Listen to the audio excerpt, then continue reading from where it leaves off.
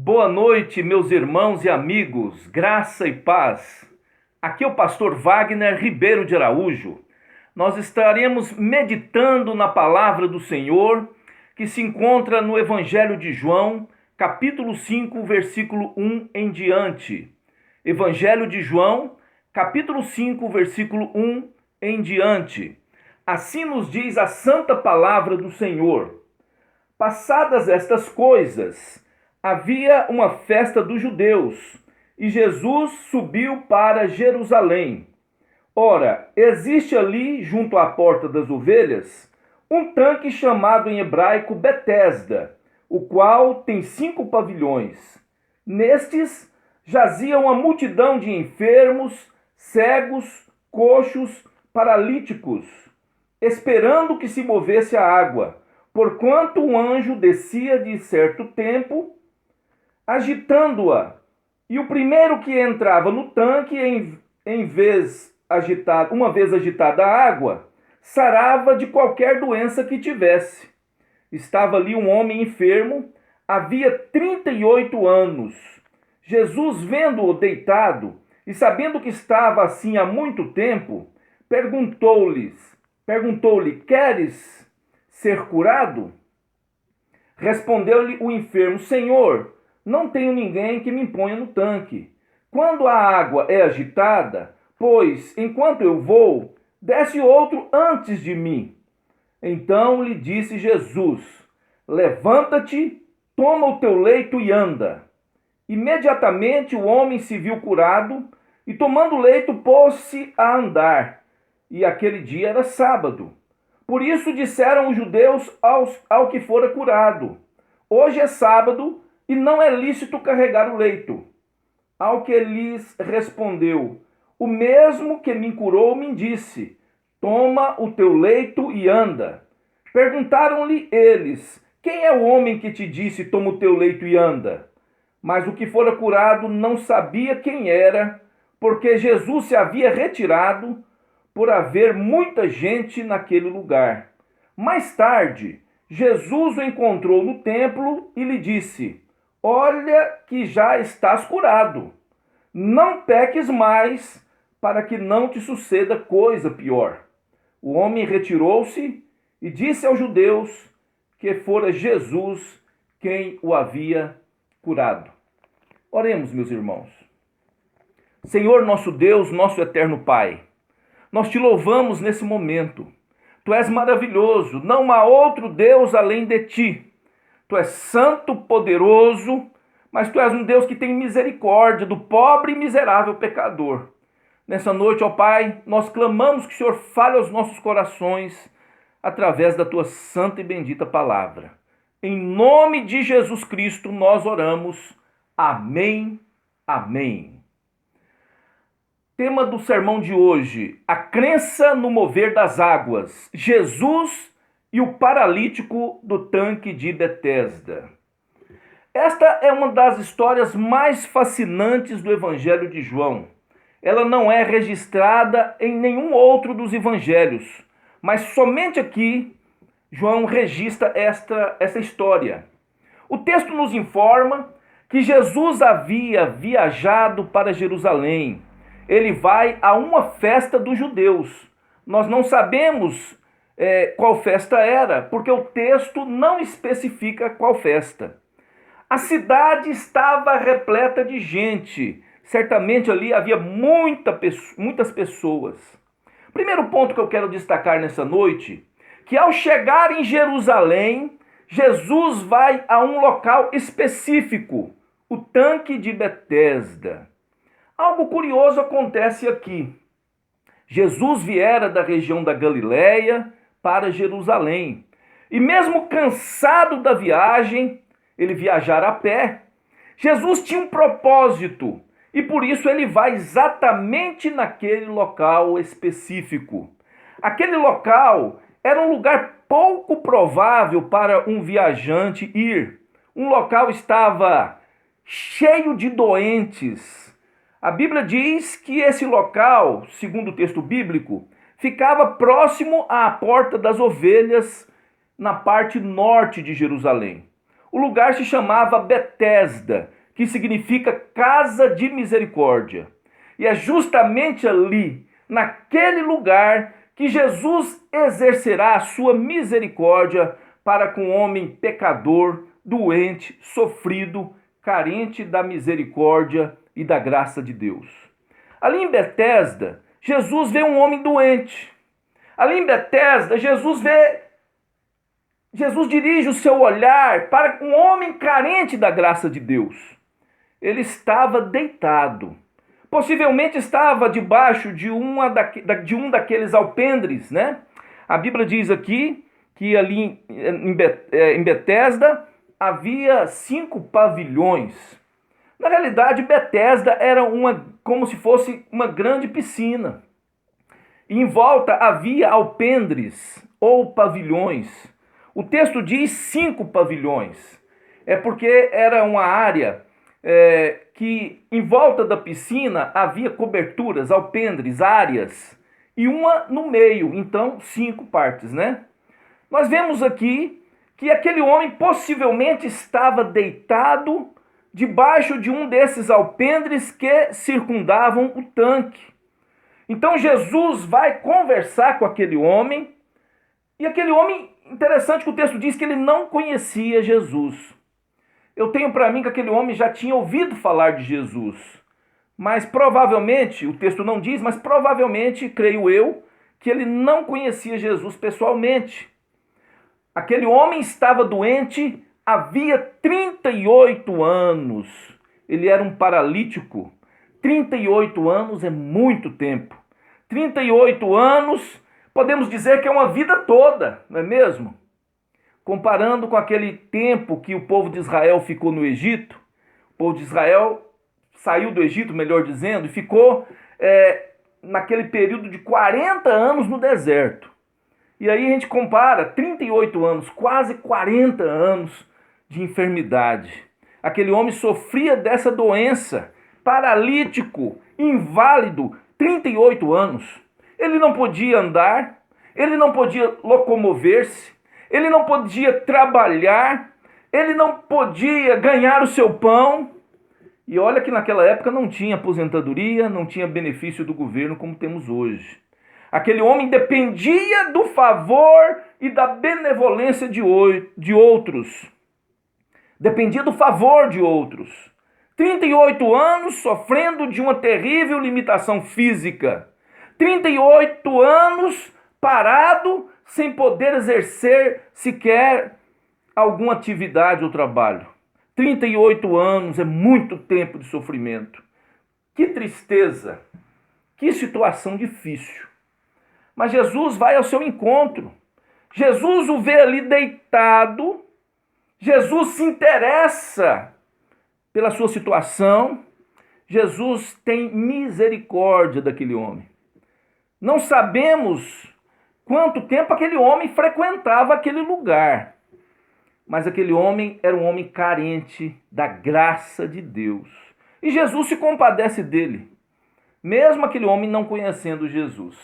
É interessante que nas outras histórias que nós vemos na Bíblia, muitas pessoas procuram Jesus para serem curadas. Aqui não. Aqui é Jesus que procura o homem e vai então fazer uma grande maravilha, uma grande obra.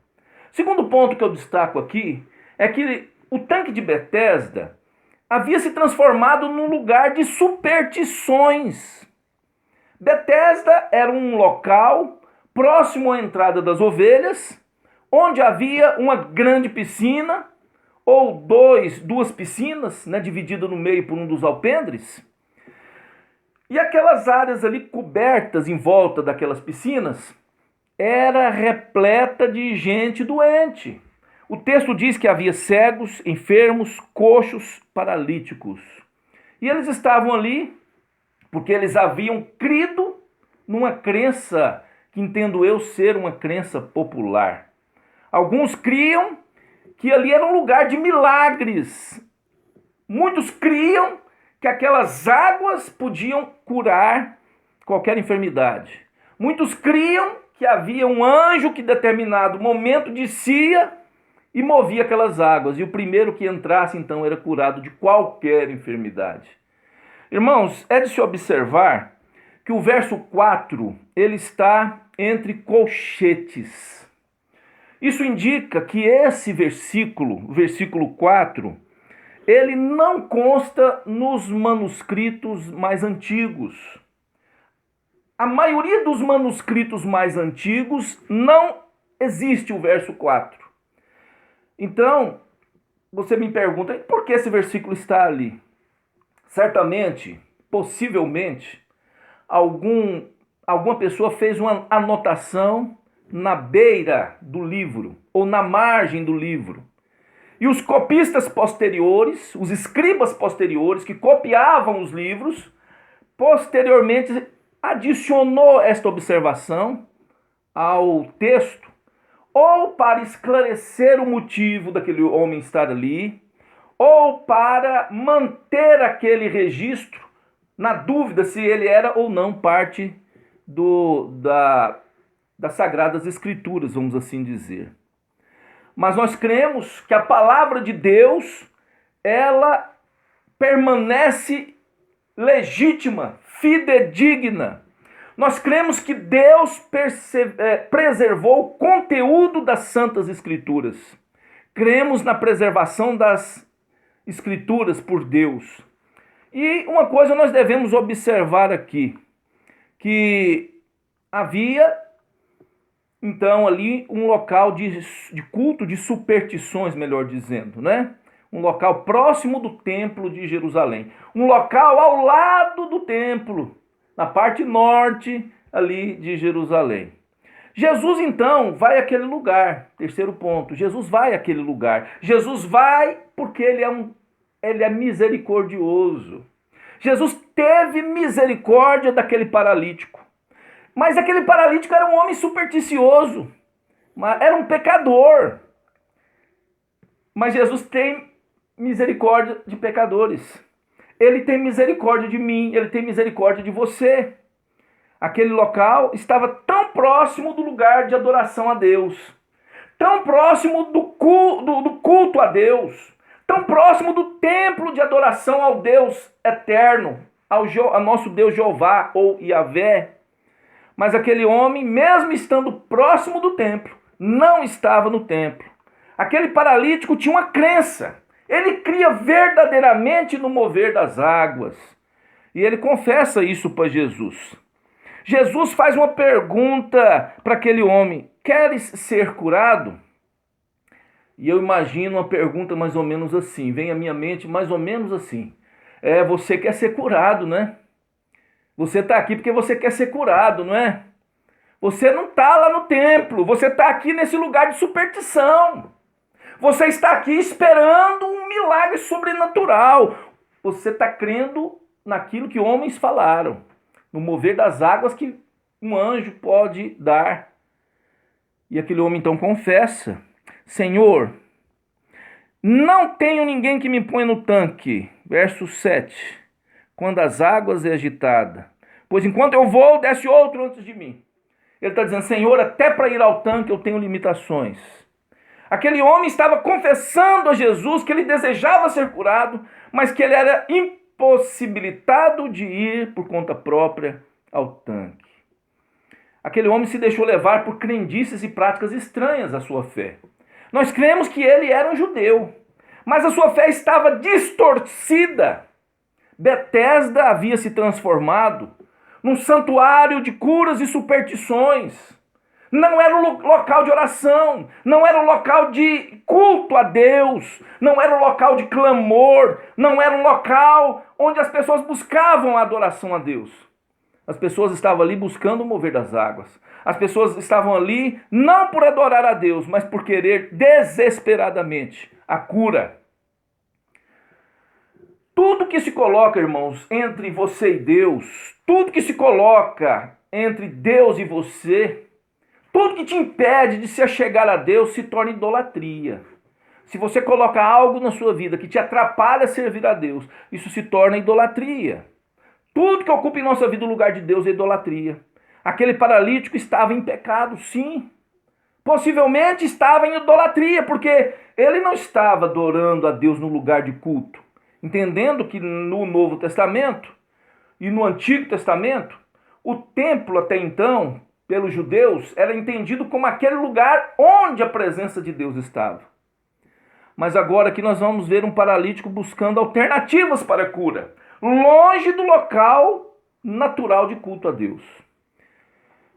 Note que ele cria no mover das águas. E eu gosto de imaginar o seguinte: se isso fosse verdade, imagine o corre-corre, quando aquele anjo por acaso viesse, né, vamos supor, e movesse aquelas águas. Olha que coisa esquisita, meus irmãos. Olha que agonia, todo mundo correndo ali para pular na água primeiro, um atropelando o outro, porque ali havia muita gente. Eu não creio que Deus faz esse tipo de coisa. Eu não creio que Deus promove mais ainda o sofrimento das pessoas. Deus não age em superstições. Deus, ele não age no meio. Superstições não podem te salvar. Tem gente que coloca sua fé em superstições, em coisas inúteis. Cresce, por exemplo, vamos citar aqui alguns exemplos. Cresce em benzeções. Cresce em misticismo. Se crê em reza aos santos, orações às almas. Eu conheci uma pessoa que cria nas almas. A pessoa, em vez de orar para Deus, orava para as almas. Tem pessoas, inclusive no meio evangélico, que creem em simpatias. Tem pessoas no meio evangélico que creem em horóscopo, pasmem. Tem pessoas no meio evangélico que faz fezinha na loteria. Pessoas que crêem na sorte, mas não em Deus. Pessoas que creem em rituais mágicos. Pessoas que creem em reza e em anjos. Tem pessoas que oram não a Deus, a anjos. Tem pessoas que praticam satanismo, feitiçaria, velas acesas, alho. Você já entrou em algum estabelecimento que tem alho pendurado nas paredes? Hoje mesmo eu entrei. Hoje mesmo tive que sair e entrei no estabelecimento que tinha aqueles alhos pendurados na porta. E não é a primeira vez. Outro dia entrei numa loja, há muito tempo atrás, tinha alho para tudo quanto é lado. A pessoa crê que alho pode, né, talvez expulsar um olho gordo, né? Que crendice. Cresce em sal grosso. Cresce em ferradura atrás da porta, cresce em patuá, correntes no pescoço, cresce em feitiçaria, cresce em pé de coelho, fezinha, né, na sorte, como eu disse, amuletos sagrados, patuás, caneta ungida. Você já ouviu falar? Gente vendendo caneta ungida? E vassoura ungida? E rosa ungida? E sabonete ungido para você tomar banho e ficar limpo? E sal grosso? E sangue do cordeiro, e água santa de Israel. Está vendo o tanto de superstições? Água milagrosa do Rio Jordão. E por aí vai, inúmeras crendices que não fazem parte das Santas Escrituras. Fábulas humanas, histórias da carochinha. Quanta superstição! Interessante que na Idade Média havia superstições. Na Idade Média, né? Cria-se nas relíquias pedaços de madeira que diziam que era da cruz de Cristo, espinhos que diziam que era da coroa que Jesus usou quando foi flagelado. Quantas crendices! E hoje nós estamos nos tempos modernos e tem gente que crê em Papai Noel, duendes, tem gente que crê em gnomos. Tem gente que crê em tudo, menos em Jesus Cristo, o autor da vida, o autor da salvação. Crenças pagãs, crenças que não podem salvar. Aquele homem estava próximo da área do templo, mas longe de Deus. Seu coração não estava em sintonia perfeita com Deus. Não sabemos de fato, porque a Bíblia não diz a respeito da crença. Havia uma crença que aquele local era um local de cultos pagãos, né? Havia uma crença, nós não sabemos porque a Bíblia não registra, mas tem pessoas que acreditam que naquele local em Betesda era possivelmente um local onde se cultuava o deus Asclépio, ou mesmo, o Asclépio é o deus Esculápio, o deus grego da medicina e da saúde. Quanta especulação! Isso é uma especulação, a Bíblia não fala que ali era um local de culto a Esculápio. Mas muitos estudiosos, muitos arqueólogos entendem que ali poderia ser um local de culto grego a Esculápio, o deus tido como deus da medicina. Mas olhando para o texto bíblico, nós podemos ter noção e certeza que ali se tornara um local de superstição. Eu vejo ali um local rival à adoração ao verdadeiro Deus. As pessoas não estavam dedicando a sua fé plena no Senhor, mas estavam dedicando a sua fé no mover das águas. E aquele mover das águas, alguns estudiosos dizem, porque havia fontes naturais ali. Então o mover das águas se dava, porque ali era um local onde se corria águas. Aquele homem estava buscando cura, no lugar de misticismo.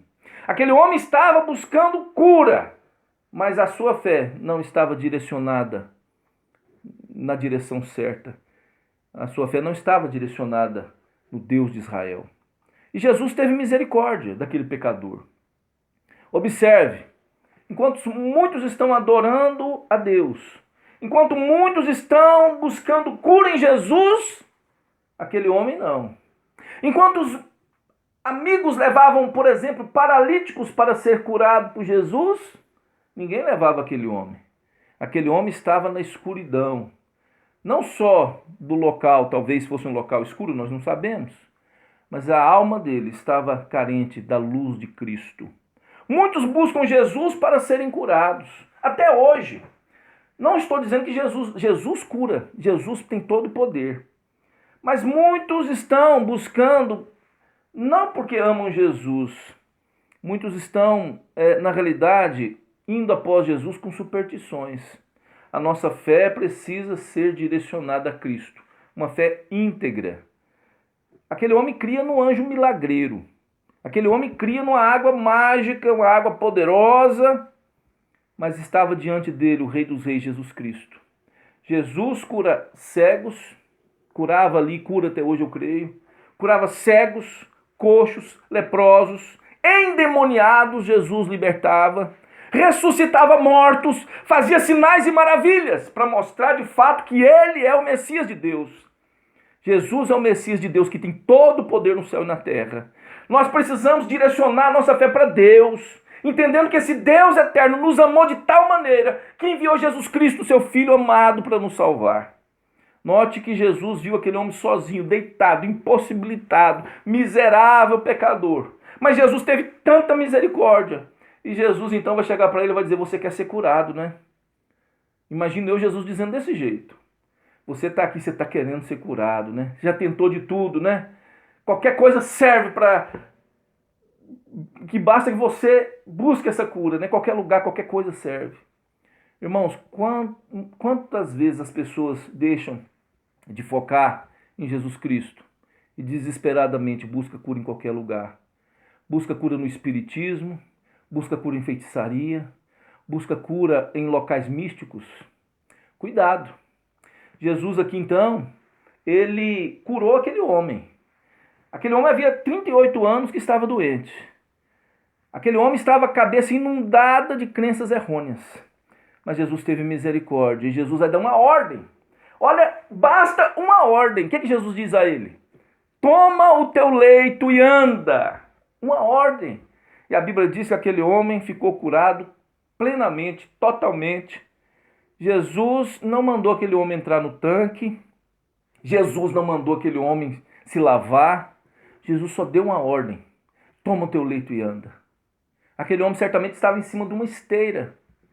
E aquele homem pega então o seu leito e começa a andar. Aquele homem não conhecia Jesus, porque Jesus havia se retirado daquele lugar. Mas Jesus, a Bíblia diz que posteriormente Jesus o encontra na área do templo. Agora ele estava no lugar certo, no local de adoração a Deus. E Jesus então vai alertá-lo. O que é que Jesus diz a ele? Observe aí o versículo 14, parte B. Olha o que Jesus diz para aquele homem. Olha que já estás curado. não peques mais, para que não te suceda coisa pior. Jesus aqui está exortando aquele homem, está corrigindo aquele homem. Aquele homem estava em pecado, mas agora Jesus está dizendo: olhe, não peques mais, para que não te suceda coisa pior. Não seja um homem supersticioso, não seja um homem idólatra, busque a Deus, leia a palavra de Deus, a Bíblia. Por isso, Jesus mesmo diz: errais não conhecendo a Deus e nem as Escrituras. Quem conhece as Escrituras, quem conhece a palavra de Deus, não cai no conto do vigário. Quem conhece a verdade não cai no erro. Jesus é o caminho, a verdade e a vida. Ele diz: ninguém vem ao Pai senão por mim. Jesus é o único caminho. Concluindo, prezado irmão e prezado ouvinte, sempre haverá fé distorcida, mal direcionada neste mundo, pois isso ocorre com frequência. E os homens só vão de mal a pior, longe de Deus, longe da sua perfeita vontade. Boas intenções não salvam, boas intenções não bastam, boas intenções não edificam. Nossa fé precisa estar direcionada para Jesus. Nossa fé precisa estar direcionada para o Deus verdadeiro e único. Nossa fé precisa estar voltada para Jesus Cristo, porque foi Ele que morreu na cruz para salvar. Ele ressuscitou dos mortos. Ele pode curar a sua alma, Ele pode curar o seu corpo, Ele pode te dar vida eterna, vida abundante. Hoje também Jesus te dá uma nova oportunidade. Abandone os seus pecados. Abandone as suas crendices errôneas. Abandone os seus erros. Talvez você pense que Deus não esteja olhando para você. O Senhor te observa. Você sabe onde você está errando. Você sabe qual é o pecado que você está cometendo. Talvez não seja superstição. Talvez seja o pecado da desobediência, da mentira, do egoísmo. Talvez seja o pecado do adultério, da fornicação. Talvez seja o pecado da idolatria, da feitiçaria, da inimizade, da contenda. Qual é o seu pecado? Hoje Cristo pode te salvar. Hoje Cristo pode te dar uma nova oportunidade. Pastor, eu já sou salvo. Ótimo. Mude a sua vida. Viva de acordo com aquilo que Jesus quer para a sua vida. Hoje Jesus te dá uma nova chance. Ele pode curar o seu coração, a sua mente, o seu emocional, o seu corpo e a sua alma. Jesus te chama para uma nova jornada de fé. Não para uma fé fraca, mal direcionada, mas para uma fé firme e para uma nova caminhada e obediência a Ele.